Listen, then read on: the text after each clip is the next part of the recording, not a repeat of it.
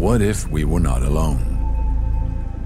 What if the hundreds of thousands of people claiming to have seen unidentified flying objects in fact had been witnessing extraterrestrial spacecraft?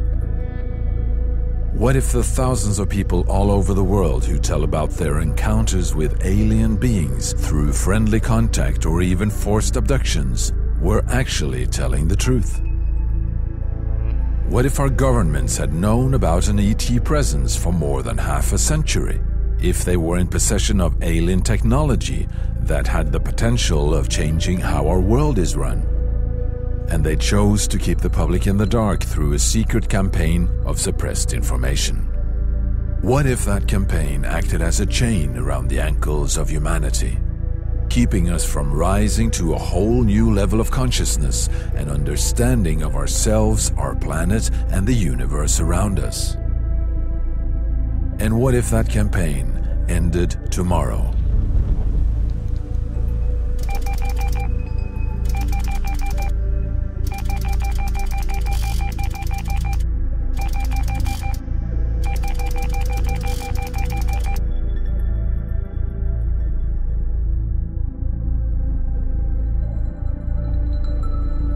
It's one of these currents of history that won't be denied.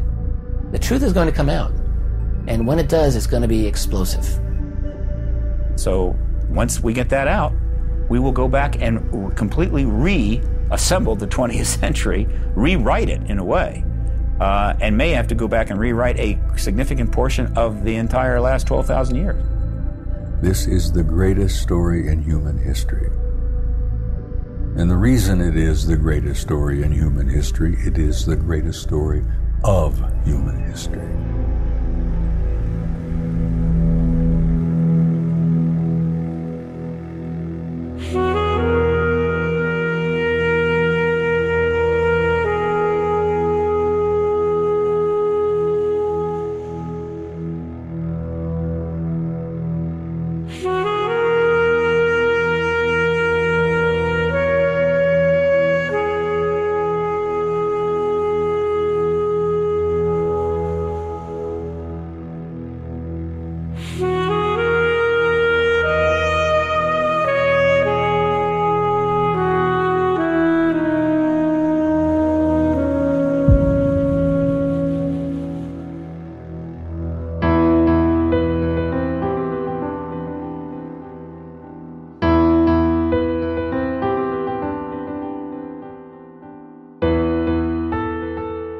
The worldview portrayed in this statement by renowned scientist Lord Kelvin in 1900 was shattered only 5 years later when Albert Einstein published his groundbreaking paper on special relativity.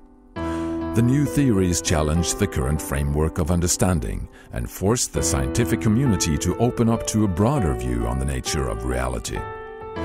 This event of fundamental change, this paradigm shift, came as a huge surprise to scholars at that time. But today we have no problem following the string of breakthroughs leading up to Einstein's paper and the doorway into the atomic age. Lord Kelvin's statement bears with it the voice of paradigms past. We knew that the Earth was flat. We knew that we were the center of the universe. And we knew that a man-made heavier-than-air piece of machinery could not take flight. Through all stages of human history, intellectual authorities have pronounced their supremacy by ridiculing or suppressing elements of reality that simply didn't fit within the framework of accepted knowledge. The so-called father of modern science, the Italian astronomer Galileo, was even convicted by the Catholic Church and placed under house arrest for life after publishing a book where he supported the idea that the Earth was not the center of the universe. His work was then banned and forbidden for more than 200 years. But are we really any different today? Have we really changed our acceptance towards the things that won't fit the frame? Maybe there are concepts of our reality we have yet to understand. And if we open our eyes, maybe we will see that something significant has been overlooked.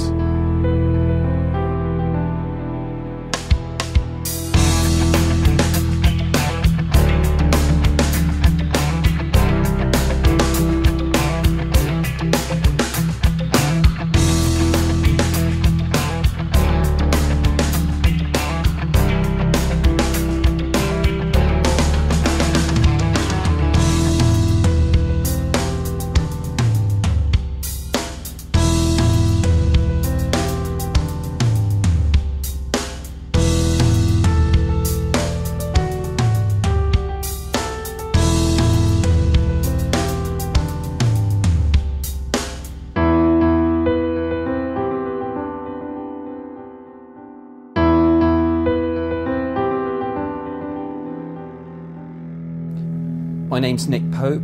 I worked for the Ministry of Defence, part of the British government, for 21 years, and for much of the early 90s I was responsible for running their UFO project.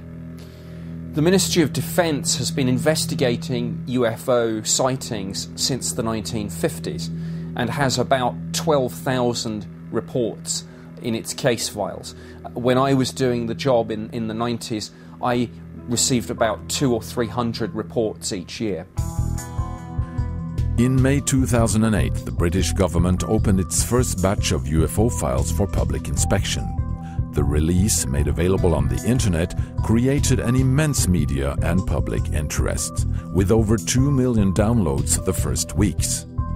Other nations had just recently opened their files, and more were to follow. France, Belgium, Ireland, Denmark, Turkey, Brazil, Argentina, Mexico. The most amazing stories were revealed of craft, UFO fleets, landings, and even ET entities being seen, often with multiple eyewitnesses involved.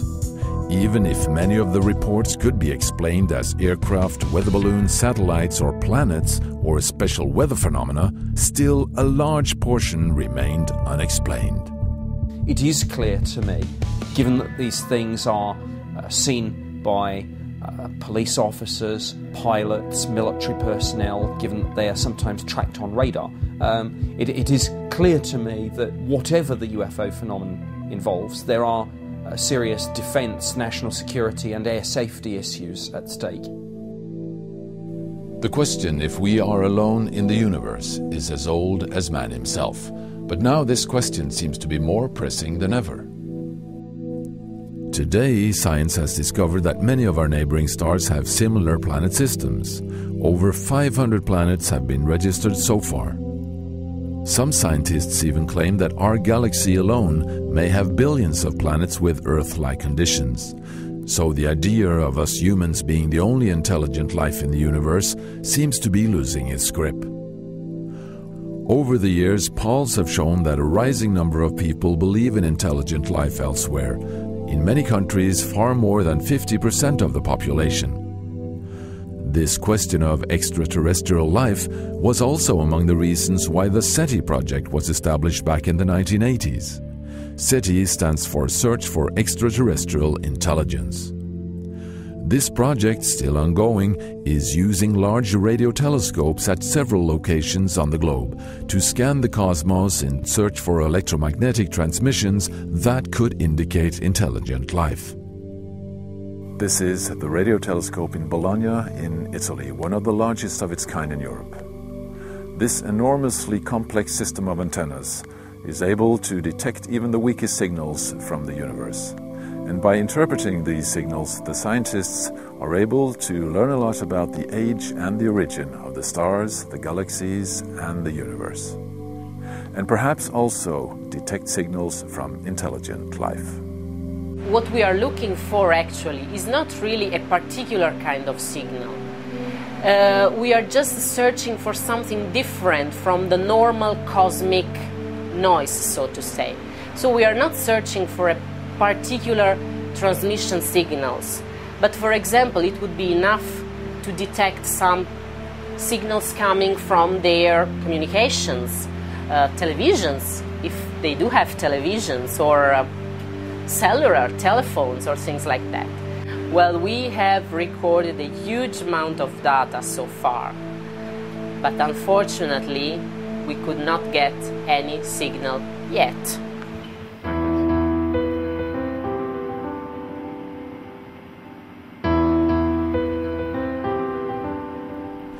But has the research been done for the right type of signals? While we are looking for answers inside the framework of our old paradigm, civilizations maybe several million years ahead of us in technological sophistication may not transmit our type of radio signals at all. The most commonly used argument against interstellar travel is the fact that even our closest neighboring stars are several light years away. We have to move 20, 30 or maybe 50 light years out to find a substantial number of stars where life may be possible. With such distances and the speed of light as a limit, the thought of being visited from outside has seemed impossible.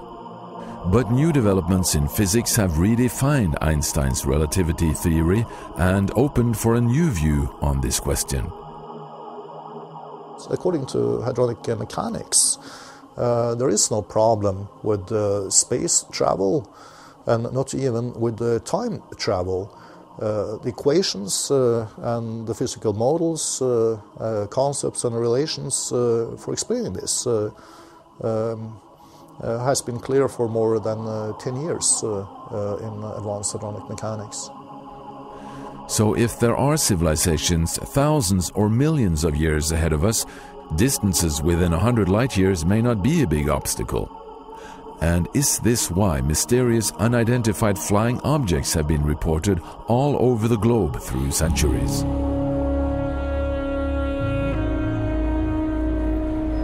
What really made the UFO phenomenon known to the public was what happened here in Washington in the summer of 1952, when a series of UFO observations were made during a period of 2 weeks. Objects were traced on radar flying 1,000 miles per hour, and they suddenly executed a 90-degree turn and other maneuvers that no aircraft could do even today. Military pilots were launched to chase these objects. They got close enough to them to see that they were round balls of light or oval balls of light, but they could not catch them. It forced the Air Force to have a press conference on this. What is going on? And during the press conference, the General Samford, who was in charge of Air Force intelligence, basically argued that as far as he was concerned, it was all natural phenomena and then there wasn't anything to worry about.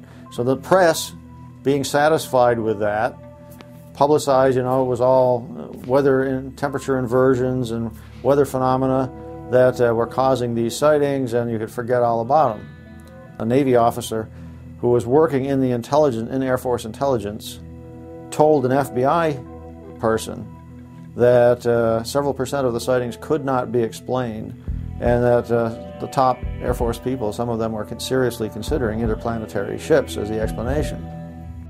The pilot Kenneth Arnold had already in 1947 introduced the name flying saucers when he claimed to have come upon a formation of 9 unusual saucer-like objects near Mount Rainier in the state of Washington in June that year. Before this, pilots of World War II bombers had named them Foo Fighters. These smaller discs were frequently seen as rapid lights crossing over German, Japanese, and Allied territories, sometimes right next to the aircraft, as if monitoring their operations. On the night of February 24, 1942, only 3 months after the attack on Pearl Harbor, several unidentified objects were picked up on radar over the city of Los Angeles. It was believed to be another Japanese attack and resulted in an intense searchlight activity and heavy artillery fire. And the aircraft guns wanted to action against unidentified aircraft in the Los Angeles area.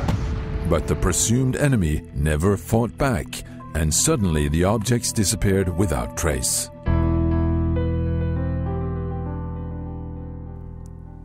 During the 50s, flying saucers were reported repeatedly, also by civil and military pilots. And I could see that it was a black lenticular form, silhouette with these blinking lights all over the surface. And it was at least twice the size of a 747, like 2 Boeing 747 airliners nose to tail. And it's between me and Indianapolis, so I rolled around, tried to get on its tail and behind it, and it turned about 30-degree angles to the north and headed straight for Chicago, and then went over the horizon like that and disappeared. There's no airplane can go that fast. And over the entrance to Pearl Harbor area, it's the entrance there was either 9. I said 9 discs originally, so I'm going to keep it that way. It was 9 discs, white, perfectly white, and they were doing all kinds of different formations: a V, opposite L, reversed L, different types. We watched them for about 15 minutes. Then finally, they're off. It's gone. In 1952, orders were issued to military pilots in the United States shoot them down, flying saucers, if they don't land when instructed to do so. They have the newspaper articles proving that. Matter of fact, the head of the American Rocket Society wrote a letter to President Truman saying he didn't think that was a good idea. Not a good way to welcome anybody coming here. The American jet fighter pilot Milton Torres, stationed at the Maussan RAF base in Britain, was on May 20th, 1957, ordered to go after and shoot down a large UFO spotted on radar hovering over Ipswich. This enormous object, the size of an aircraft carrier, disappeared into the sky at the very instant he was to launch his rockets. I was thinking that if I fired this thing that he may vaporize me. I didn't know what it was, but I knew it was not of this earth. It was not a man-made object. This was something that was... They could stop. They could absolutely stand still, and they could go Mach 10 or more at any time.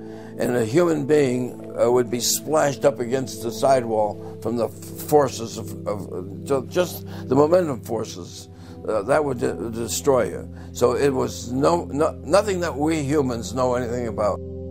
But many, many pilots in military planes who were ordered to go after and shoot down discs, they either disappeared or their planes crashed. This is another underbelly of this whole phenomenon. And before he died, Len Stringfield, who was the very first on the planet who had the courage to start publicly reporting that not only were there beautiful lights in the sky that moved in erratic patterns, but they were clearly involved with crash retrieval stories that were coming to him from military people who would not go on the record, that we were retrieving bodies, we were retrieving technology. And Len Stringfield said, Linda, I know firsthand that our government had a standing policy to take these discs down out of the sky until we had lost so many pilots that order was rescinded around 1953 to 54.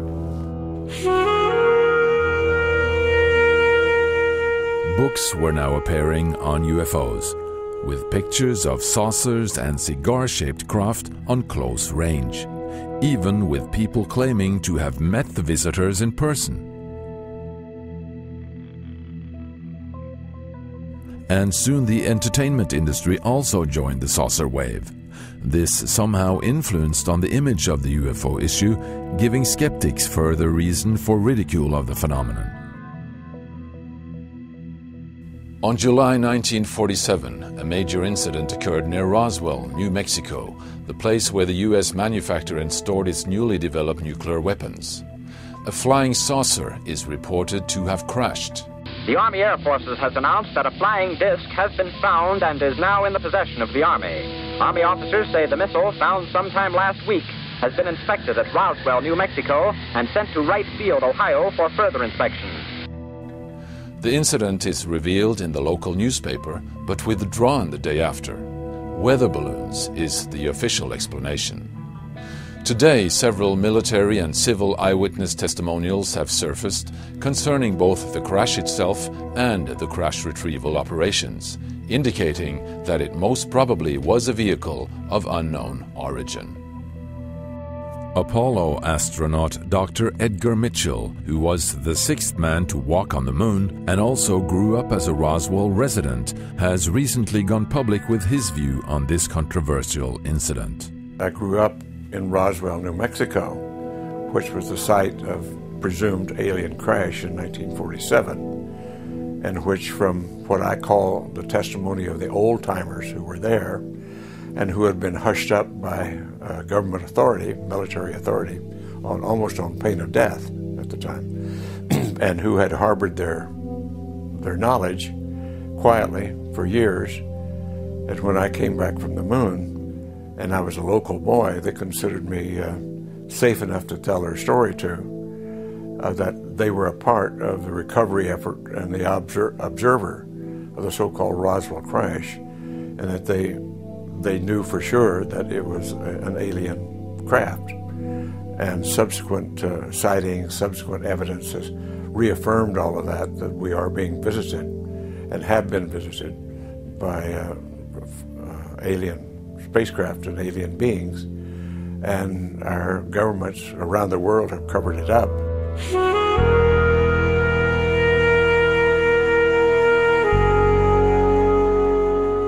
In response to this escalating UFO activity and public awareness, in September, 2 months after the Roswell crash, Project Grunge, later named Project Blue Book, was established by the U.S. Air Force as an official investigative body in UFO cases. The project collected civil and military reports and carried out an analysis of them. In 1969, after 22 years, the project was closed, without reaching official conclusion. And that ended, to this day, the official comments from the U.S. government on the UFO issue. But the UFO sightings didn't end. Going back to 1963, a command sergeant major in the U.S. Army was assigned to the supreme headquarters of Allied powers in Europe, in Paris, France, and was given the highest top-secret clearance. The story revealed to him there puts the phenomenon into a whole new perspective. And when I arrived in the summer of 1963, my clearance was upgraded to cosmic top secret, which was then and still is today the highest level of classification in NATO. And when I arrived in the summer of '63, I learned of a study that was underway that had been initiated in 1961. Apparently, an event had occurred on the morning of 2nd February 1961 that almost triggered World War III. A large number of circular metallic discs flying in formation flew out of the Soviet sector over the Allied sector and a divided Germany, flew off to the west. They turned north over the Channel, over the English Channel, over the southern coast of England, and then they turned north and disappeared off of NATO radar over the Norwegian Sea, off the coast of Norway. Well, this incident almost triggered World War III because the Soviets, we found out, thought those objects belonged to us. And for a time we thought they might belong to the Soviets. We were to find out that they didn't belong to either of us, the Soviets or us, that it was a real story here. And they initiated a study in '61 to determine what in the world is happening here. They concluded after this 3-year study that the planet Earth and the human race apparently had been under some kind of survey or observation for hundreds of years, maybe thousands of years, by several extraterrestrial advanced intelligences. Now that literally, Terry, blew me out of the water. This document, called an assessment, an evaluation of possible threat to Allied forces in Europe, was a secret NATO report on UFOs, distributed in 15 copies in the NATO system. Could that indicate that NATO at that time was fully aware of the UFO and ET presence? The U.S. military took UFOs very, very seriously all through the Cold War and indeed beyond.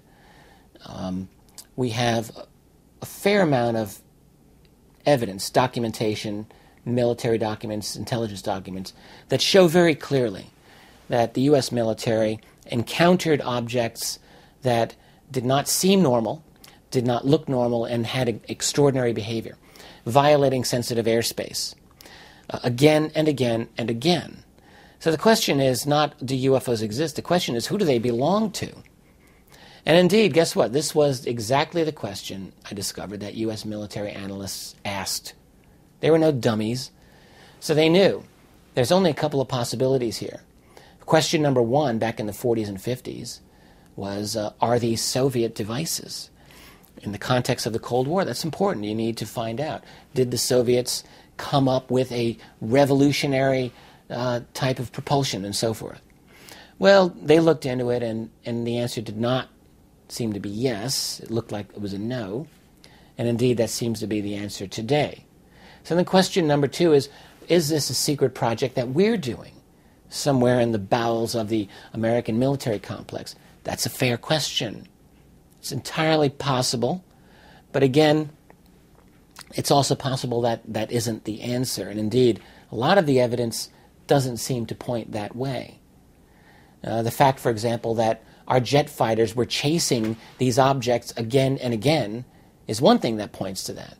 If it was a secret American project, why continually, year after year, scramble your own military to chase them down? So then there's a third option, and in the context of the late 1940s, it was, are they interplanetary spaceships? That was really the only other option people could think of at the time. And guess what? There were many analysts from the 1940s and all throughout the period that we can get any information on this, that yes, there were many people who argued that this was the case.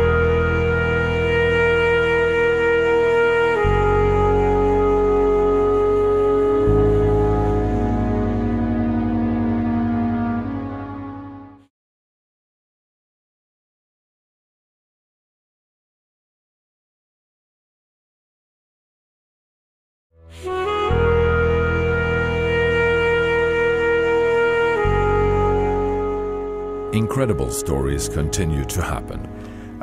The most interesting of those cases occurred in November of 1965. There were UFO reports in New York State, all over New England, of objects being sighted above power lines, over power plants, over power relay stations. I forget the gentleman's name, but one of the FAA regional directors was flying in a private plane near Syracuse, New York, and they saw a large fiery ball pass over power lines at a place called the Clay Power Substation. And as soon as the object was directly over the lines, from horizon to horizon, all the lights went out as far as this man could see.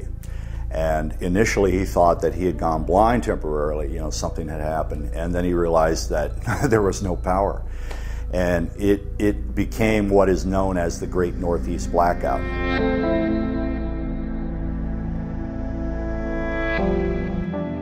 It's an incredible instance on 17 November 1986 that a Japan Airlines plane that was flying from Tokyo to Paris through Alaska encountered three large shelled walnut type objects. The largest was described intermittently in different reports as either the size of one or two U.S. aircraft carriers. They were pacing the plane, they were making aerodynamic movements which were scaring the pilots. It's an amazing incident in that possible 5 different agencies were all tracking these objects at the same time, namely the FAA, the CIA, NASA, the U.S. Air Force, and I presume Japan Airlines when the calls came in. It's one of the most heavily documented cases ever. There's transcripts that come out of the black box that were frightening. It turned out that the Reagan administration was excited about all this because they had never gotten so much documented information on a UFO incident ever in history. So they convened a scientific advisory board that in January was going to study all the information. As far as that scientific advisory committee, John Callahan, who was a senior FAA official, was on top of all this. He was excited too. He had looked all of the data. He said they never had anything this good. The scientific advisory board convened and they were waiting for the meeting to start. And according to Mr. Callahan, before the president even came in, somebody from the CIA came in and snatched everything up and said this never happened and walked out. The history of UFOs in the United States is it's filled with one impossible sighting after another impossible sighting. The problem with them is that they have great military documentation again and again showing that they actually happened. Or what does one make of the boomerang craft that were seen in just north of New York City in the early 1980s in what's called the Hudson Valley? For several years, you have again and again these enormous objects being seen by thousands of witnesses. They're driving along the highway and they see this object hovering. They get out of their car, their jaws drop open, and this intense bright light shoots down onto the highway like out of a movie. Except this wasn't a movie. This happened many times over a period of, say, 5 years, just north of New York City.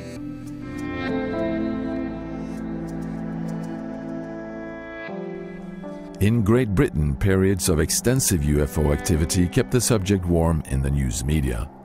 A serving police detective within the UK force in England has over the recent years gathered reports involving over 800 police officers having different UFO encounters.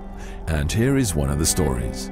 His name was Police Constable Eric Raymond, and he was a police officer in the Thames Valley Police at the time of this particular sighting. And he was in a rural location in 1979, I believe it was, and he was stood talking with two other police officers, two vehicles parked up middle of the countryside, dark, no street lights or anything, it's just very dark, and they're doing what police officers do at 3 in the morning, have a chat, have a cigarette or whatever. Suddenly in the distance they see a bright light blink on for literally a second. It's a long way off, they look, it blinks off, they don't think anything to it. They just carry on talking. 5 minutes later, this happens. And the object appears in front of them at a distance of about 400 metres, at an altitude of just 500 feet, which is very close. And they describe the object as being the size of a football field. And it is shining a beam down the width of a football field across the landscape and slowly scanning the terrain. They think about going on the police radio and think, nobody's going to believe this. So they don't want the ridicule factor. So they watch for 5 minutes in awe.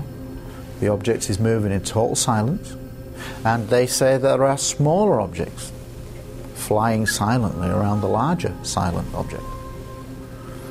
And after 5 minutes, it goes. It doesn't go up, doesn't go left, doesn't go right. It disappears like a light bulb.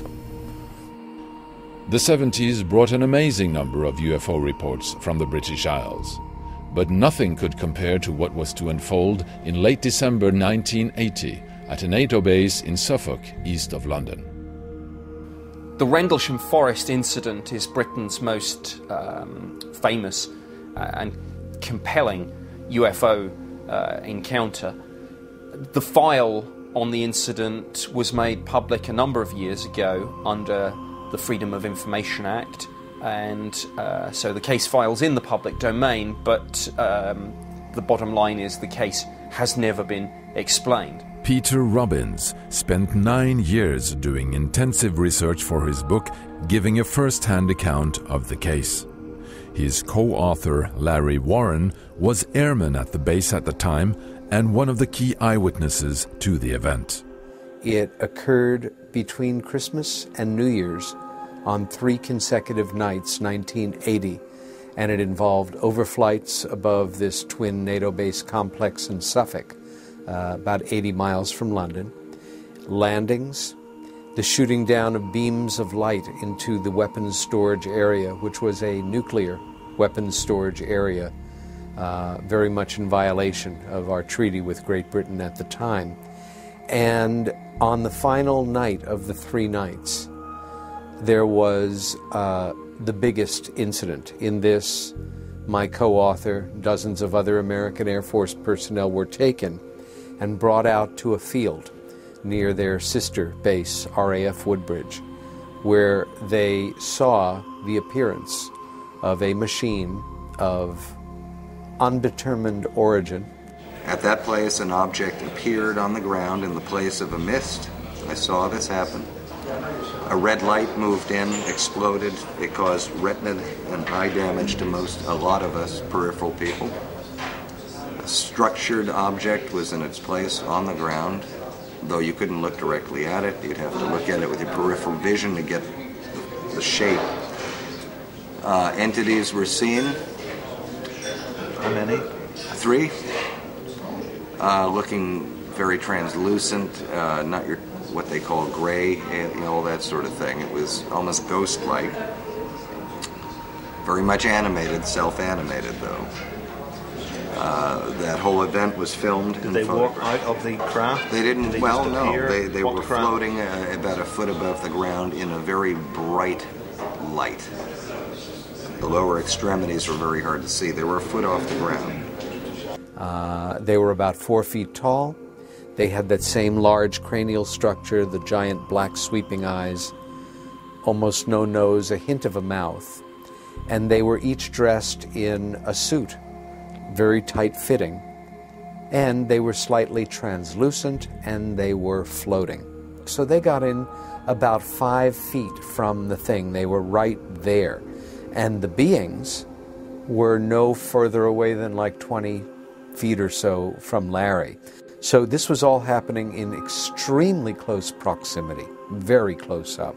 Larry and other men there observed, besides the dozens of American enlisted Air Force personnel, many of them like Larry with secret clearances because they worked around nuclear weapons. But there were British police officers on location. They were from the nearby village of Woodbridge. And while the American Air Force personnel were filming this with video, and this is 1980, so you could spot a video camera a long ways away. It was very bulky, but also regular film cameras. One of these police officers was taking photographs of this landed machine with a 35mm camera. And from what I understand, the Air Force confiscated this camera from the police officer, which caused a bit of a fight. When these beings appeared, they looked at the human beings and the human beings looked at them. And no hands were shaken, no things were exchanged. If anybody heard voices in their heads, I don't know about this. And at a certain point, these beings, they did not open a door and walk in, but they disappeared. And the sense was they had gone back in. The machine then lifted up. It was making a slight humming sound, my best description. It angled slightly and then, and it was a star, in a matter of seconds, and it was gone. What happened the next day is almost more upsetting to me, namely that these men were debriefed. I think they were told a combination of truths and lies to overwhelm them, intimidate them, keep them quiet. And then that night, a number of the individuals, Larry and Adrian Bustinza next to him included, were taken against their wills, subdued chemically, and put through a series of procedures to confuse and upfuse their thinking, and were released a day or so later, right before New Year's. 3 years later, this incredible story had leaked to the media and created a long succession of headlines as more and more information was revealed from different sources, Larry himself being one of the main sources. But no official comments on the UFO incident were given from either the US or the British government. All the unique film and video material, including the pictures taken by the British policemen, were removed from the base by the US military, never to be seen again. In 2009, Larry King and CNN shed new light on the case by bringing in new eyewitnesses confirming the story of the first night of the sightings. I was there on the first night. I went off base to check out a possible aircraft downing. I thought it was an aircraft crash, and I took my team with me, and when we got to the wooded line off the east gate, we discovered a craft of unknown origin. It was triangular in shape. On the ground? On the ground. Did you touch it? Touched it, walked around it, photographed it. We did a full investigation of it on the ground for 45 minutes. With this exceptional testimony from a retired U.S. Air Force security officer live on CNN, confirming the story of several other eyewitnesses, you might expect it to lead to some kind of official reaction. Does the Rendlesham case actually tell us straight out that there is another reality in the midst of our lives, able to come and go as it pleases? In other countries, UFO observations were made continuously. In Brazil and the huge Amazon area, UFO and ETs were observed almost on a daily basis. Historically, Brazil is one of the major countries as far as UFO sightings and contacts with aliens is concerned. Now, we have all sorts of cases, and they are spread all over the country. Now, some of the most astounding cases in the UFO history happened in Brazil. We're talking about landings, we're talking about face-to-face contact with aliens, which are getting rare for some reason. And we talking about also sightings with multiple witnesses.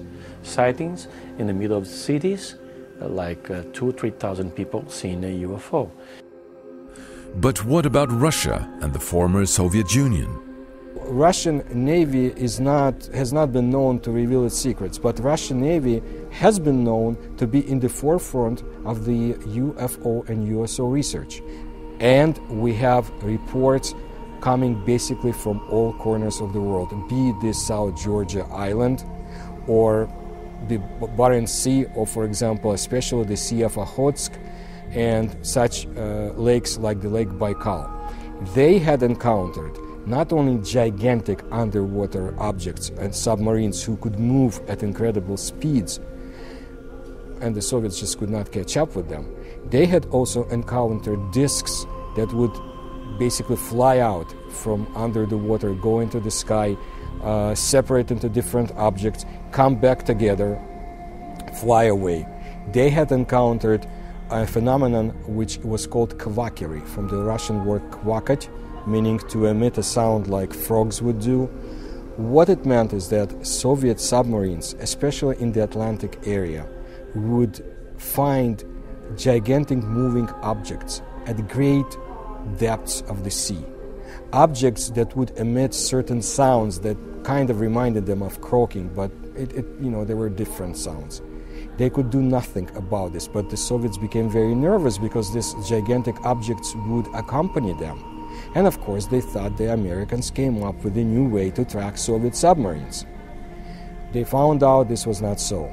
And I want to bring your attention to the country I was born in, Ukraine, 1986 Chernobyl phenomenon. Well, I should not call it that, Chernobyl tragedy. What happened is that according to a number of witnesses, when the explosion took place, a UFO, a sphere, a fiery sphere, had been sighted in the area, and it sent a ray of light, of something, towards the area of the explosion to diminish the effects of the nuclear explosion itself.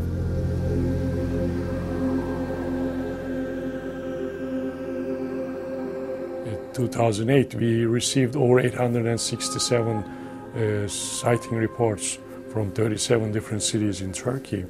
And out of those, 35% of them were documented. And 20%, 15 to 20% of them were unidentified. In Turkey, one of the most amazing recent cases is from the town Comburgos, an hour away from Istanbul, where a security guard captured astonishing UFO footage over a 3-month period in 2007. The film clearly shows the outline and the structure of the object, and also what seems to be the silhouette of two beings inside. The film has been thoroughly checked by a governmental scientific institution. In the official report, it says clearly that this is not a hoax at all. This is not a computer-animated hoax or a model or anything like that.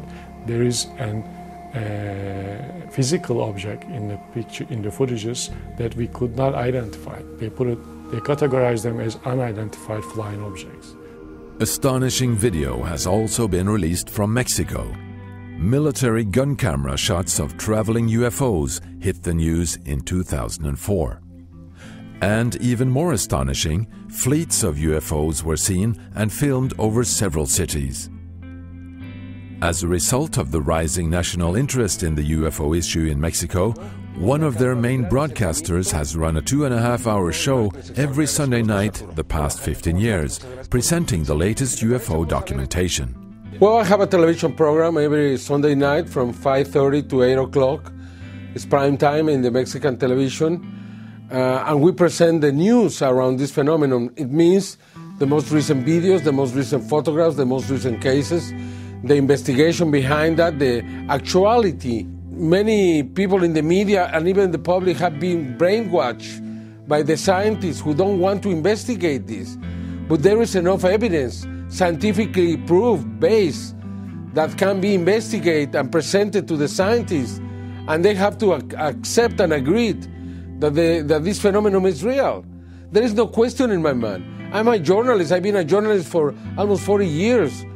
And I know because I've seen them, because I've seen creatures, and because I know it's true.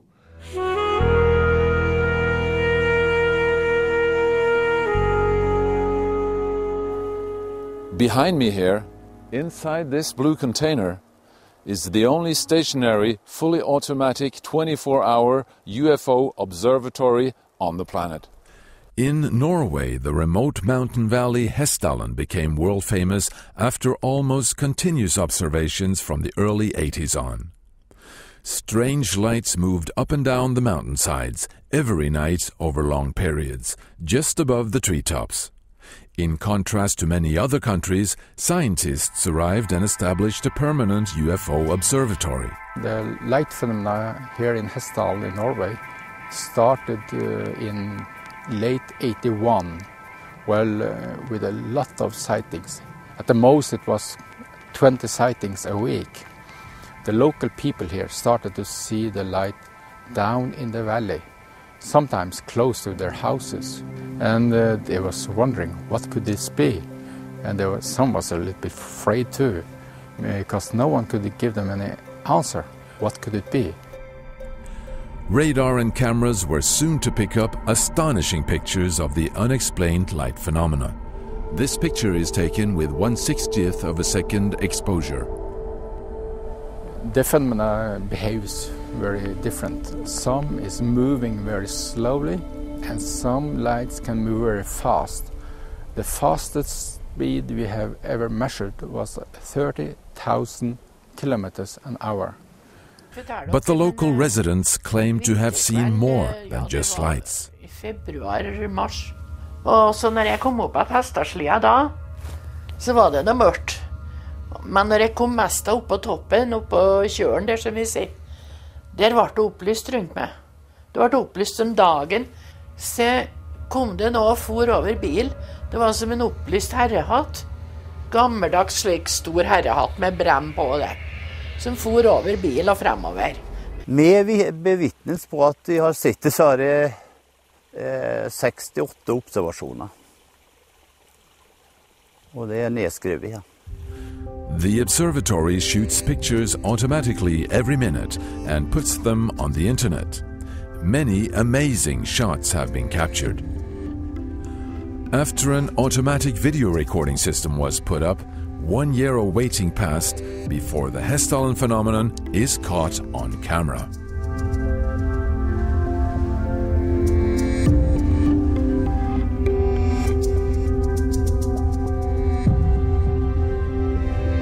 Zooming in and slowing down the film, something really astonishing is revealed. A smaller second light seems to appear from underneath, joining the main light. Is something collected by the light?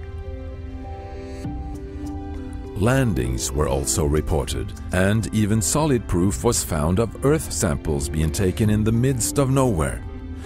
Here, a 2 hours walk from the nearest dirt road, a 2-ton piece of wet turf has been cut out with laser precision, lifted and placed a few meters away. No sign of machinery nor people. During a week in September 2007, a major survey was carried out by the university scientists, assisted by students with several observation units. On the fourth night of the survey, the phenomenon decides to show up.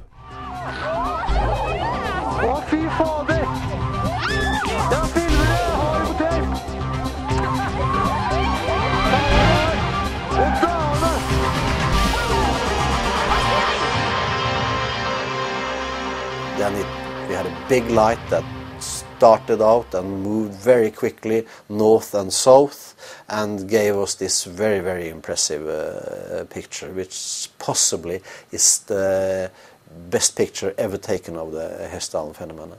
The exposure time was 30 seconds. So we see that the Hestdalen phenomena moves from, starts up here and moves down and then goes up again here. The distance here, it's approximately maybe from 10 to 15 kilometers, the distance it has covered. And the camera has an optical grating in front of the lens, and this grating make this optical spectrum here. The one thing that is that surprises us with this spectrum is that it's continuous. The colors goes directly over in the other color here, and we see no lines or dots here, which will give us a signal of that we have a gas that is burning. This looks like an optical spectrum from a solid object or from plasma with high density. So, it's still too early to say for certain what the origin of these lights is and what these flying objects really are. But one thing we can state as a fact: the phenomenon is here and it's real. And what about the UPAN sightings in Belgium, the Phoenix lights in Arizona, the UFO at Osaka Airport, Japan, the UFO landing in Voronezh, Russia, the ghost rockets in Sweden, the Col d'Avance sightings in France, the UFOs filmed in Milan, Italy, the UFO fleets over Peru, the Chinese scientists filming UFO at the Purple Mountain Observatory. It goes on and on. Well, of course, at this late date, there is just an abundance of documentation, military reports, radar sightings, personal experiences. They go back for many years, but they have been routinely ignored, shunned aside by the government, ignored by the media, and therefore the average person rarely gets to hear of these things. But when you put them together, it forms a very compelling picture that there is a reality that's happening all around us, that we are being systematically denied information on. I've had many people say, well, look, if all this happened, wouldn't there have been military people and radar operators and even policemen and stuff who would have said they had these experiences? And the answer is absolutely yes. But early on, they learned their lesson. If they step forward and they said, yes, I saw these things, then they tend to lose their job, they lose their credibility, people begin to snicker at them. And that's been very effective over the years in keeping this whole issue quiet. I know that if they took an oath not to reveal that, in our country that was very serious at that time, okay?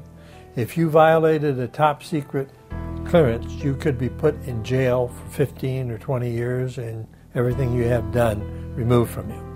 Yeah. Could this be why the military observations never reached the public?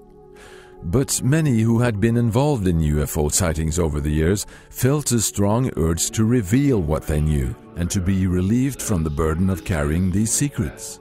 After 30 or 40 years and having retired from service, many were willing to break their oaths and speak publicly. They can stop on a dime, they can take off at Mach 10 or greater. It's unbelievable what they can do. So we need to know these things. So the only reason I'm here is to tell you, let's disclose this whenever we can. Please. Thank you. In 2001, the U.S. medical doctor Stephen Greer staged an initiative where several hundred witnesses of high rank and high credibility came forward with what they had experienced during service. The Disclosure Project, helped by the internet and YouTube, was a formidable eye-opener to people all over the world. So we started a project that's known as the Disclosure Project, which people can see at disclosureproject.org, where we began to identify military and corporate and CIA intelligence officers who had personal knowledge of the classified operations dealing with this subject, and to get them to come forward with our information to disclose this publicly. Because what we felt was necessary was that the secrecy should be ended and this information disclosed so that humanity, not just one country in America, but all of humanity could make peaceful contact with these civilizations visiting us, but also would lay the foundation for these new technologies, the energy and propulsion systems that are behind these UFOs that are so mysterious. How are they flying? Well, this is understood, but they are in classified projects. So that was another objective, was to get the technologies out to the public so we could have a civilization that would get freed from the use of oil and the destruction of the environment. There were probably 1,500 reported cases at that time. I have over 3,000 cases now. They estimated 100 yards from the left wing was this 100-foot disc. And the strength of the signal was as strong as the surface contact on the water of an aircraft carrier. This contact was huge. The size of these objects around 100 meters or greater. So it would go from 1 o'clock, 7 or 8 miles to 6, 7 o'clock, 7 or 8 miles inside of 4 or 5 seconds. You have to be moving pretty quickly. They could rise, just go straight up. They could do that, just seemed like instantaneous. Once they started moving, they went straight up, for a while, and then they went zap. Then it just sort of disappeared. It dematerialized. And left the atmosphere, just was gone. It just took off into space. He said, "You are never to speak of this again. As far as you're concerned, this never happened." And you never saw this, and I don't exist, and this situation never happened. I didn't want to look at it any longer than that because I felt that my life was in jeopardy. I am prepared to state that I have been at locations where craft of unknown origin that did not originate on the face of this planet was there. I am prepared to state that while I was there, we saw living, dead bodies of entities that were not born on this planet. I am prepared to state that we had what they referred to as interfacing with those entities. We have contact with aliens not originating from some foreign country, but from some other solar system. And I have been a party to that. What some of these witnesses also revealed were observations of UFOs hovering over storage sites of nuclear weapons and nuclear rocket launch sites. The big increase in all the sightings around the world happened at the time when we began to detonate nuclear weapons. This is not an accident. And I've been told by senior intelligence officials that essentially a big red flag went up over our planet saying we were in trouble. But not only are we in trouble, but we could be a threat to others, because you combine going into space, the early stages of space travel, and the use of hydrogen bombs and nuclear weapons, and a civilization on Earth that was still very violent, as you look around the Earth even today, of course.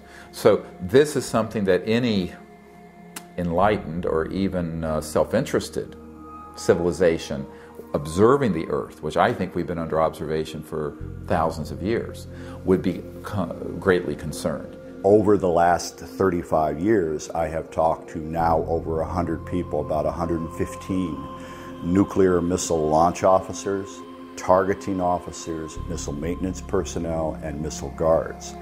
And these individuals, for the most part, do not know each other. Some were in the Air Force in the 1960s, some were in the Air Force in the 1990s. And they were at different bases, but they all have very, very similar stories. And what they describe is UFOs coming in very quickly at high rates of speed and instantly stopping and hovering, either over the underground nuclear missile launchers or what are called launch control facilities that launch the missiles. So after the missiles malfunction, the UFO leaves. Now, this has occurred at least 3 Air Force bases that I'm aware of in the United States. The event, the incident, I guess I call it, is happened on the morning of March 16th, 1967. As I recall, it was early in the morning, and I received a call from my topside security guard, and he said that he and some of the guards had been observing some strange lights flying around the site. It wasn't more than, within a few minutes, I'd say, maybe a half hour later. He calls back, and this time he's very frightened. I can tell by the tone of his voice, he's very shook up. and said, "Sir, there's a glowing red object hovering right outside the front gate." He said, "I'm looking at it right now. It's a glowing red object. I've got all the men out here with their weapons drawn." And of course, he was all shook up while he was telling me this. He was very excited. I immediately went over to my commander, who was taking a nap. We have a little cot down there. He's in a rest period.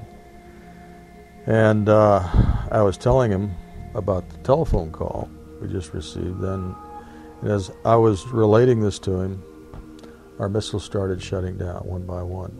There were approximately anywhere from 6 to 8 that went down, but they went down in rapid succession, which again is extremely rare. And in the meantime, I called upstairs to find out what the status was of this object. The guard said, "Well, the object has left. It just left at high speed."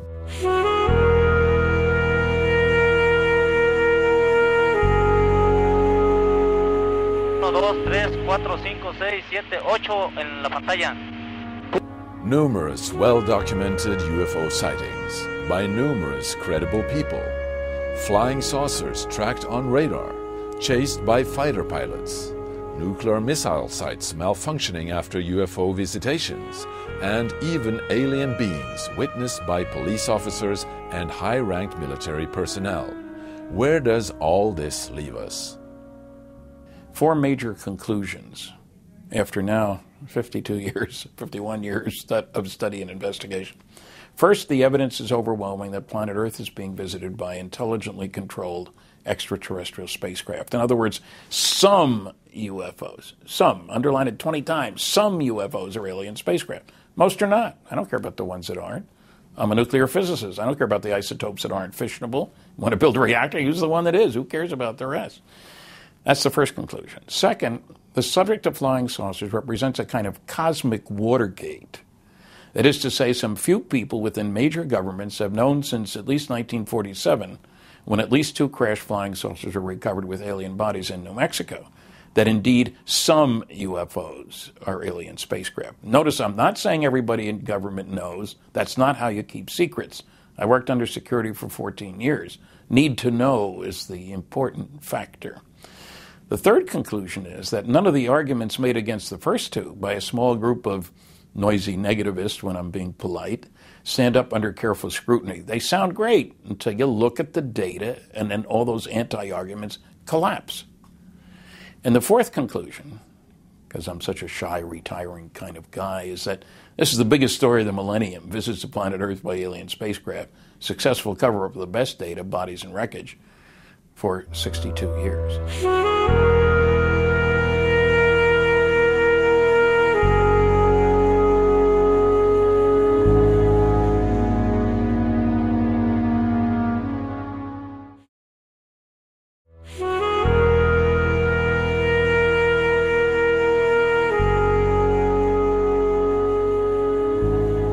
Extraterrestrial beings from somewhere are engaging us and this planet, and have been for at least since the mid-20th century, and possibly for as many thousands of years back as you care to go. That's a fact. That's an absolute certain fact. It's been proven many times over. Since the 40s, the governments of the world, and certainly the United States government, the industrialized governments, have been aware of this. Right? That's a fact. It's been proven. The United States, with the cooperation of most, if not all, of its allies from World War II, made a decision to embargo this fact and the acknowledgement of it, formal acknowledgement of it, from its citizens. That's a fact. All right. And what is happening is that 62 years after that truth embargo was formally and informally and formally instigated, that it's now coming to an end, and that we are soon going to be informed by these governments that the ET presence is real, and begin the process of learning about it from the governments, right? And from all of the citizen scientists and activists who have been pursuing it without the government support. And that information will be pushed forward and into the public domain. That's, in its simplest form, what's going on. But why did the government instigate a truth embargo? And how could the secrecy continue till this day? The concern in the Pentagon in the 1940s, when suddenly you have these very strange objects appearing that don't seem to be American and don't seem to be Russian, if they are spaceships, we might, if we tell the public about this and be candid with them, there could be massive panic. The first chief of Project Blue Book, Captain Edward Ruppelt, when he left the Air Force and wrote a book in 1956 about what the Pentagon knew, he stated that in the Directorate of Intelligence at the Pentagon, there was open discussion and ongoing discussion about we cannot tell the public the truth because they will not handle the truth well. They also didn't want to alarm the people because their job is to defend the United States. And they couldn't stop these UFOs. They went with impunity anywhere they wanted to go, okay? So the military never wants to admit that they couldn't do anything about this because that would be to admit they were defenseless. If we have recovered a spacecraft in 1947 at Roswell, that technology would be so superior to human technology that the Pentagon certainly would keep that a secret, even from America's allies in Europe, to try to create our own UFOs. So if a war with the Russians, the Soviets happened, we would have the advantage because of this superior technology. That would be one reason for the secrecy. It rapidly became, I think, the case that the truth embargo was completely now subservient from the standpoint of the managers of this issue to the Cold War. Until the Cold War was over, there was going to be no public discussions about extraterrestrials, right? And it's hard to argue with that reasoning, all right? But they had a formidable problem because while it's easy to decide, okay, we're not going to talk about this, we're not going to reveal this, ETs are all over the place. They're being seen. Filmed, photographed, seen by pilots outside of cockpits, year after year after year. At the same time, they're trying to maintain a policy that there's nothing there to investigate. So they had a really tough job. It's easy to say we're going to build a super bomber and put everybody under oath and classify the whole program and maybe even stick it underground and build your secret bomber. That's easy, right? But this was not easy. The extraterrestrials can come and go as they pleased. They could come and contact people as they pleased, abduct them, apparently, if they wish to. And the government has to somehow maintain this false reality in the face of all that. So the truth embargo was not just a simple decision and extremely difficult to implement. The amazing thing is that they did. They put an enormous amount of money, time, and effort into this truth embargo and succeeded. This embargo of UFO information, of course, stretches far beyond the United States and is particularly prevalent in NATO countries, which are, after all, a military system, and therefore they each take orders from the person above them and generally has been run from the United States. And apparently, according to official documents we have and according to personal narratives, they are discouraged from talking about UFOs or from looking into it. From the 70s, Hollywood engaged profoundly in the ET issue, knowing that there was a growing interest in the general public for these topics. The popular movies also had the effect of making people more familiar with the thought of a widely inhabited universe beyond our own planet system. In the 90s, people started recording their observations with the new handy camcorders. Today, thousands of UFO clips are posted on YouTube. But unfortunately, with the sophisticated animation tools now available on home PCs, it's almost impossible to tell the real from the fake. So this has made both video and digital stills documentation less reliable as evidence or proof of sightings. But in spite of this growing interest in the subject, The main news media have left the UFO phenomenon almost untouched. In terms of mainstream news coverage, this topic is not taken seriously. It's basically a non-topic. So how is that so? Here's how.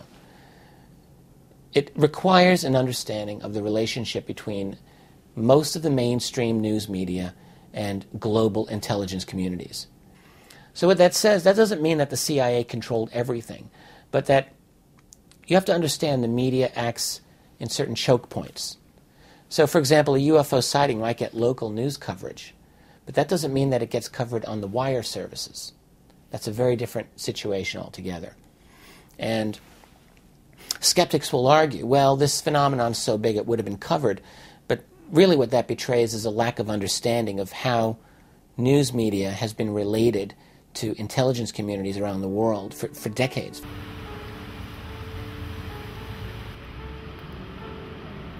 And I call upon our government to open up like other governments have, and you will hear about that this morning.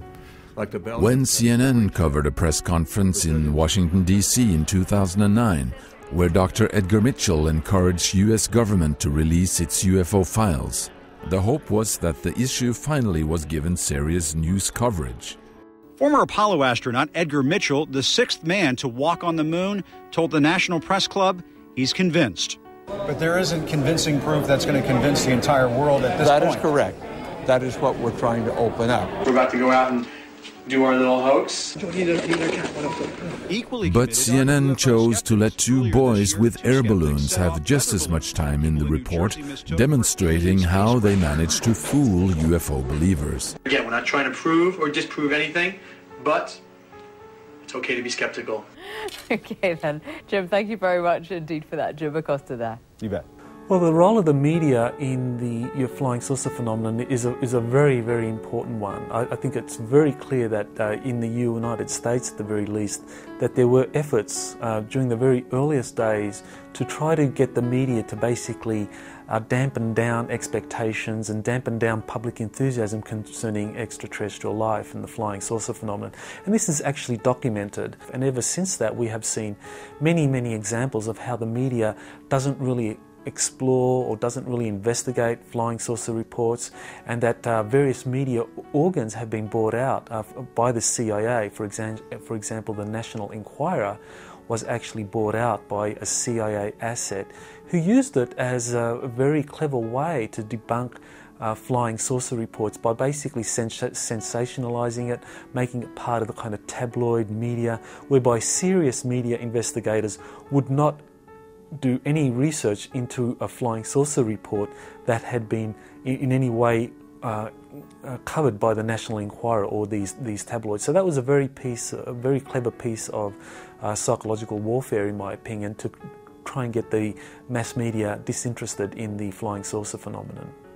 So it's a very, very complex issue, and the secrecy isn't that hard to maintain if you have this sort of infiltration into major institutions, media, and also the ability simply to float nonsensical stories out there. Because people hear the word UFO and extraterrestrial, they think somebody from a trailer park in West Virginia who's floated on board a spacecraft had sex with someone from Mars and claims they have a baby in an incubator. Or, just all kinds of nonsense. The truth of it is actually more interesting. The truth of the technologies and the fact that the extraterrestrial technologies are so advanced that they interface directly with coherent thought. Like we have coherent light in a laser, they have technologies that interface with thought, that interface with conscious mind, that their development of artificial intelligence that's integrated into these spacecraft is so advanced that they pick up on a directed. It's fascinating. And this is what we've been experimenting with. And the whole paradigm becomes a new paradigm of understanding the structure of the cosmos. But most of the information that's out in the public on this issue has been a carnival of silliness. And that keeps most serious people sort of in the closet on it. Is this the reason why so few scientists engage in the UFO subject? The fear of being associated with the silly side of the issue, Is this also why it's never commented on by astronomers or by space organizations such as NASA? This is not just a simple civilian organization. There's a great military connection there. There's a lot of classified security clearances involved in being able to work at NASA. You can't just stroll in there. So these are people who fit a certain personality profile. That is, they know how to follow orders, they know how to keep their mouth shut, and keep their head down, and their career will do just fine. That's how most people are who live in a bureaucratic world. This is how secrets are kept. There are open secrets that are kept for years and years and years because people agree just not to talk about it. And I think that within NASA, this is very likely the case regarding the UFO issue. But like Dr. Edgar Mitchell, people retired from NASA have commented on the issue. Astronaut Gordon Cooper has told the world straight out about encountering a UFO at close range during his flight in the Mercury capsule in 1963. And before he died, he also stated, "For many years I have lived with a secret, in a secrecy imposed on all specialists in astronautics. I can now reveal that every day in the USA, our radar instruments capture objects of form and composition unknown to us." I would like to believe that we could invite serious scientists into this arena because it will be changing the paradigm of science as we know it. We know that these craft are not traveling with fossil fuel gas, that there is a technology behind them, that maybe this technology could help the Earth and renewable fuels. If we could get scientists just to use that motivation, to look at the technology behind the craft, then maybe we could invite science to come in and change the paradigm of transportation, of electromagnetism, of all these really advanced technologies. But we need to invite them. I think too many are afraid of ridicule. Too many. I have encountered many that are curious but are not willing to go public. We're changing times now, and for the sake of our children, our grandchildren, and the future, some scientists are going to have to take the risk. Well, it's my hope that we open this whole issue up. And as I have said frequently, we're at a point in history where we have to become a part of the neighborhood of inhabited planets, rather than like a neighborhood of a community, which we have not even acknowledged that community exists up until this point. An event with the power to institute a global revolution in technology, communications, energy supply, environmental concerns, and even the way we regard ourselves and our fellow beings. A paradigm shift of unprecedented proportions, impacting nearly every part of our existence. Is this what we are facing? And will we have to rewrite our entire human history? In the hallowed halls of national security agencies and the Pentagon, top military, top security people, the top people know, essentially, this reality. But the masses of people don't. And the people in authority, the elite, as it were, the power brokers, have desperately tried to keep the lid on this thing because, Terry, it's not simply visitors from another planet or from another star or another galaxy or even another dimension. It's not simply that. It isn't that simple. We've learned over the years that several of these intelligences have been involved with us from the beginning of human history, and the evidence has been collected that the human race literally is a hybrid race, and that some of these advanced intelligences, from wherever they're from, have been involved in genetically manipulating us as a species from the beginning of our history. Man is a hybrid. From a lower order, we've been genetically manipulated by advanced intelligences into what we are. Now that in itself is dynamite, for God's sake.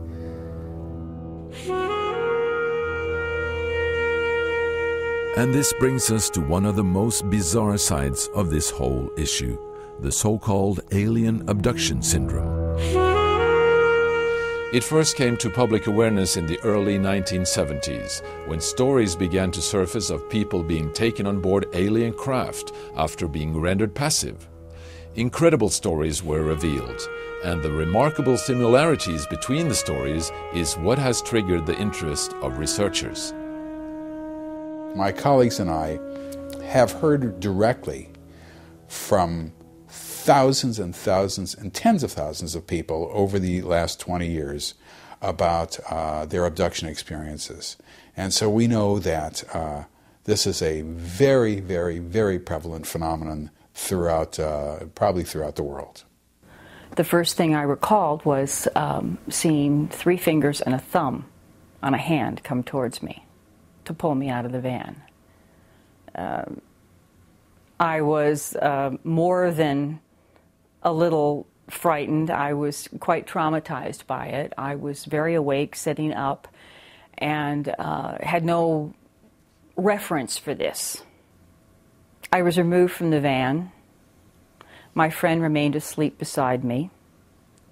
And as I stood at the end of the van, there was a being that I could not look at, a very tall, what felt very large and very tall being standing in front of me, but I was not able to raise my head to look up. On each side of me, there was what I've since come to understand is referred to as grays, one on each side of me. My hands were hanging down at my sides, and they were, without touching me, with their hands underneath me, they were levitating me somehow off the ground, about 5 or 6 inches. I was fairly paralyzed, not able to look around. I could look down and see one at each side of me, and we began to move forward. They go through a period where they're kind of calmed down, they're put on a table, and certain examinations take place, certain procedures. Very often there are areas of skin removed, leaving a little circular scar in depth, which you call scoop marks. We don't know what they do with this flesh, but it's taken. And there are often reproductive procedures which involve, with men, sperm samples being taken, and with women, needles which go in the abdomen or in the vagina, but we believe this has to do with harvesting ova. Fetuses are implanted, little tiny embryos. Fetuses are removed. This is standard material. This is standard stuff. They're taken off the table or taken into another room. They might see a bunch of babies in the other room. They have to hold the baby.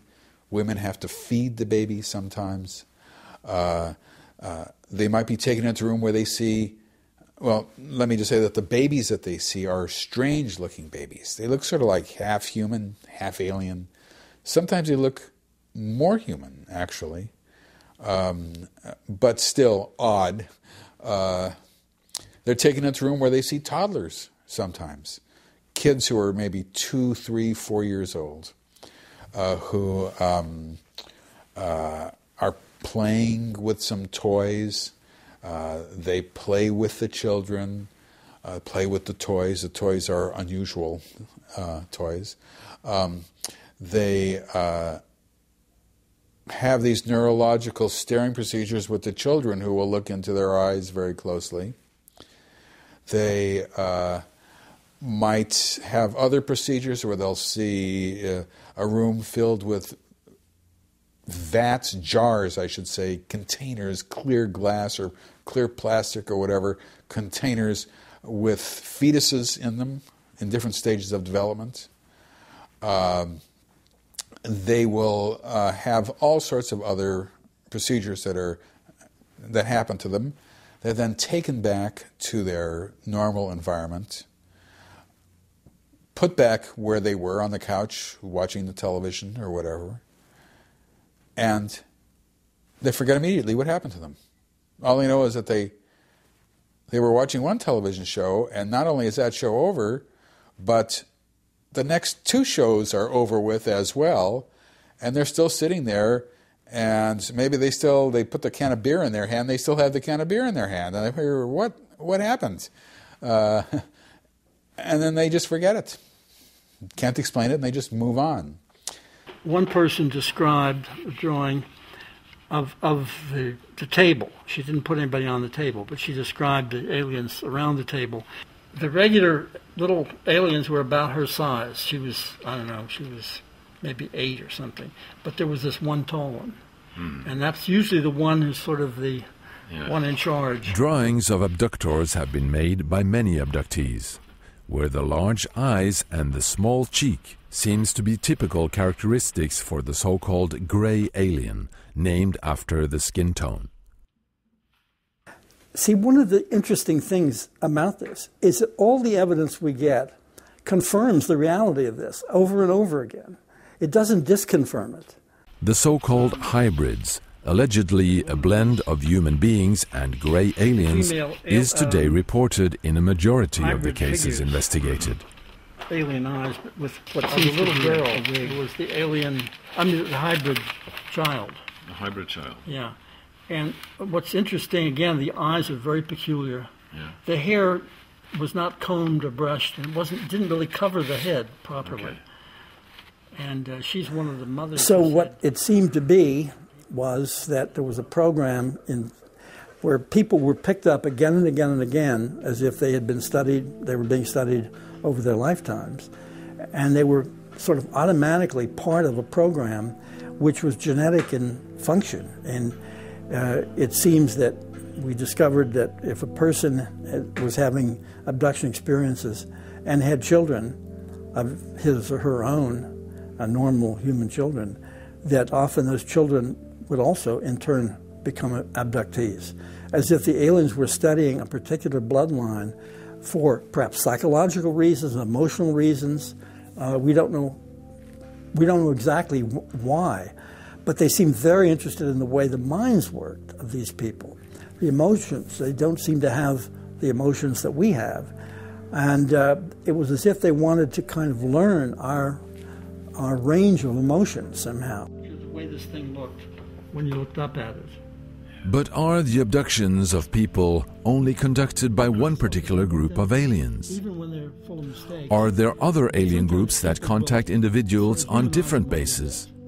So I know of, I would say, at least 60 kinds of extraterrestrial beings that have visited the people whom I work with. And this information all comes through the regressions that we have done. Now, some beings come to be mentors to their human beings. And by the way, the beings seem to work with a person for the person's lifetime. They looked very human. Their hands were not their hands were very different, though. The fingers were much longer. And they were very, very thin, very long, a little bit longer necks. They had white hair, and it sort of came up a little bit here into a V shape, the hair, a little bit wavy, and about shoulder length. And they had quite large blue eyes, a perfectly formed small nose and smaller lips.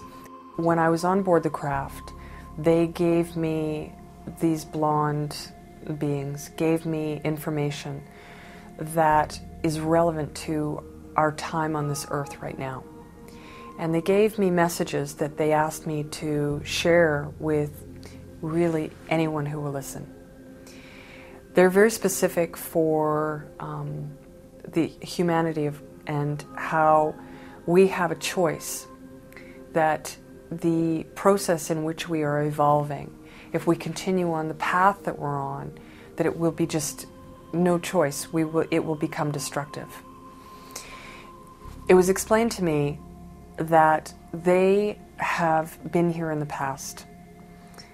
They have said, we have come in the past to help in the process of change on the earth, and we are here once again.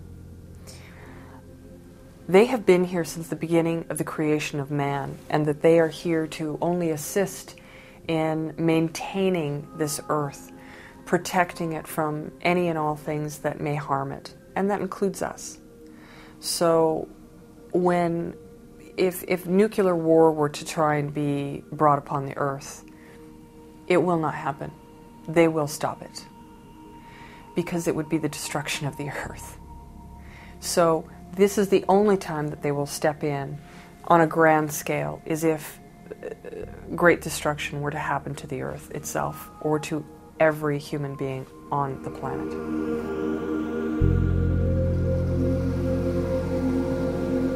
Are we part of a silent universal interaction that has been going on for eons? Could there be something in the human genes that carries the echoes of alien ancestors? Is this why we seemingly are being monitored like children in a playground? Is this why the UFO activity escalated after the first atomic bomb? Do we as a species represent a value beyond our wildest imagination? And when are we ready to be informed? The disclosure is going to happen very soon. Now, there are very potential positive implications of that, and then there also is a dark downside to that if it's not handled with wisdom. One concern I have is that there must be great discernment exercised, not just by the leadership of our governments, but also among the population in general, when suddenly our society is confronted with the fact that there are advanced cultures here and what the implications are for our interaction. And even if those who suddenly appear in our midst have only benevolent intentions and truly want only to uplift humanity and assist us at this very crucial time in our planet's history, there will be the temptation for those who are already in the material seats of power in human institutions on this planet, who will likely try to distort this opportunity to enhance and entrench their own control and material power. And all that is, it's a continued extension of the same ego disease of the separation mentality that has plagued humanity, ever since we learned how to say hello to each other. So we have to call for great discernment. And that means that people need to become educated. We need to understand that our source is the same.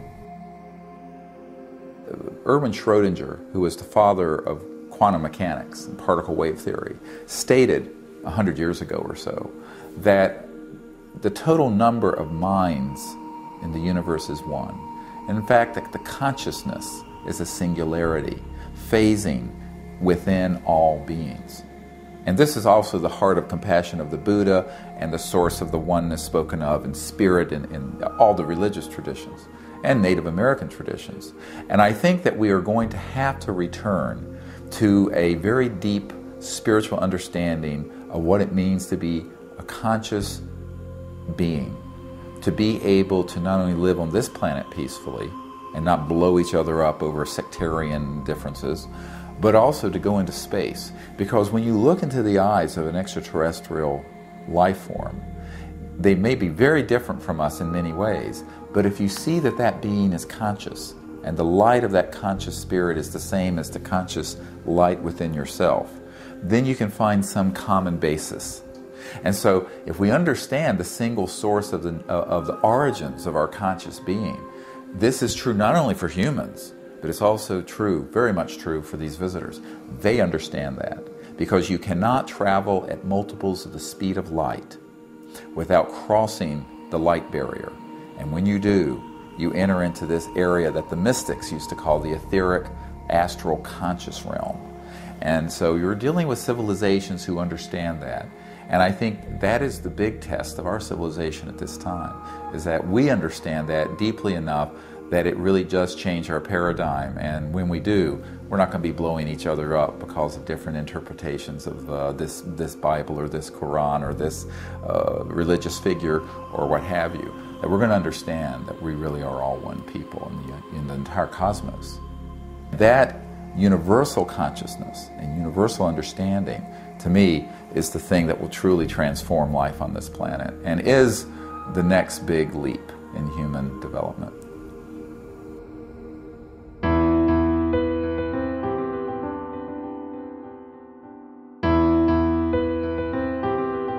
When the children of tomorrow open their textbooks on human history, what will they read about?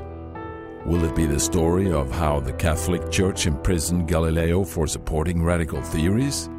Will it be the story of how the scientific community laughed at the idea of flying machines, even years after the Wright brothers demonstrated their first airplane? Or will it be the story of how the world openly ignored an extraterrestrial presence? Will the children of tomorrow laugh at us for being blind, just as we easily laugh at those who firmly believed the earth was flat? Will they speak of us as the people of the old world, the last age of solitude, the day before disclosure? In an age of decadence, we seek religious evidence disturbing. Chained to what our fear allows, cannot see the sky for clouds. In silence, impatience evolves.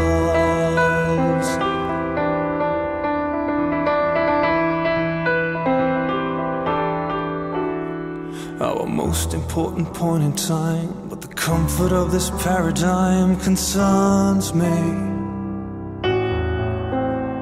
So separated from our own, I don't care on whom you pray as long as you leave me alone. I can't stand this indifference anymore.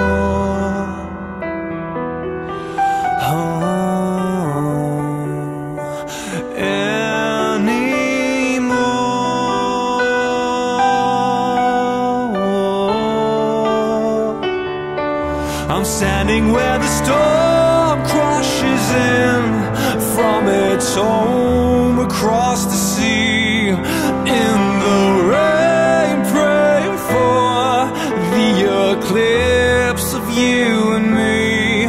But the nations are blind to these visions of mine. So I'll wait till the stars, I'll have to wait till the stars, I'll wait till the stars realize.